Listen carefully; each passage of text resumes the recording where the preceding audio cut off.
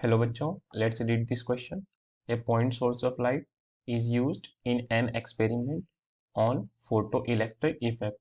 Which of the following curves best represents the variation of photocurrent I with distance d of the source from the emitter? Let's इस question में हमें एक source दिया गया. Let's say this is the source जिसके through light incident हो रही है एमिटर पर. This is the emitter. So students, अगर इस लाइट की एनर्जी सफिशिएंट होगी तो इससे फोटो इलेक्ट्रॉन्स इजेक्ट आउट होंगे. अब हमें बताना है कि अगर इस डिस्टेंस d को हम बढ़ा देते हैं देन करंट जो प्रोड्यूस्ड होगा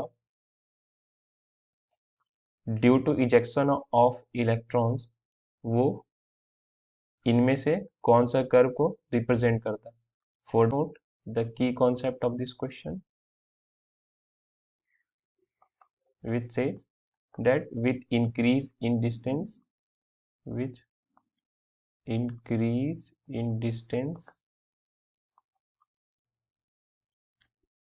of source from emitter, the intensity of radiation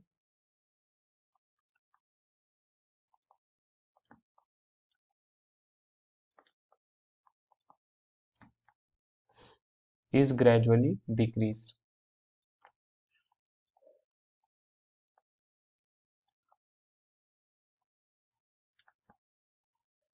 ऐसा इसलिए होता है स्टूडेंट क्योंकि intensity is inversely proportional to d square.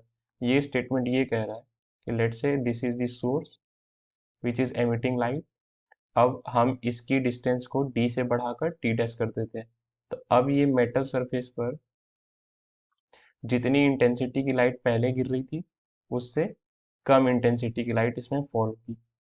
So come intensity of light की वजह से the number of photo electrons, let's say पहले इसमें 5 लाइट रेज इंसिडेंट हो रही थी बट इंसिडेंट लाइट की इंटेंसिटी कम होने की वजह से अब लेट्स अज्यूम हमारे पास 3 ही लाइट रे रह गए.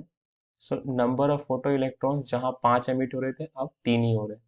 And since current I is defined as charge upon t, तो जहां चार्ज को हम एन ई लिख सकते हैं. तो पहले जहां 5 फोटो इलेक्ट्रॉन्स इस केस में एमिट हो रहे थे फॉर एग्जांपल, इस केस में 3 ही फोटो इलेक्ट्रॉन्स एमिट हो रहे हैं.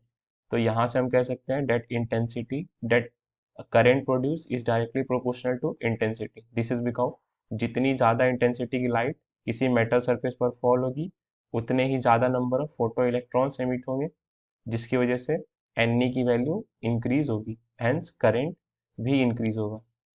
सो current is directly proportional to intensity. और की कॉन्सेप्ट में हमने इंटेंसिटी की रिलेशन डी से स्टैब्लिश किया था. That is intensity was proportional to 1 upon d square and current is directly proportional to intensity.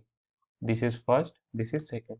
First and second equation से हम कह सकते हैं student that the current produced is inversely proportional to the square of distance between the source of light and this metal surface or emitter. This is the distance d. Now students, हमें वो option में बताना था इनमें से कौन सा plot सही है. सो वही प्लॉट सही होगा जिसमें करंट का वेरिएशन डिस्टेंस के साथ इनवर्स ऑफ स्क्वायर होगा. एंड इसका नेचर कैसा होता है students? This is intensity with distance d. इसका कर्व कुछ ऐसा आता है. That is intensity is inversely proportional to 1 upon d square. And this matches with option D of this question, that is this one. So the only correct option of this question is option D. I hope आपको ये concept समझ आए students.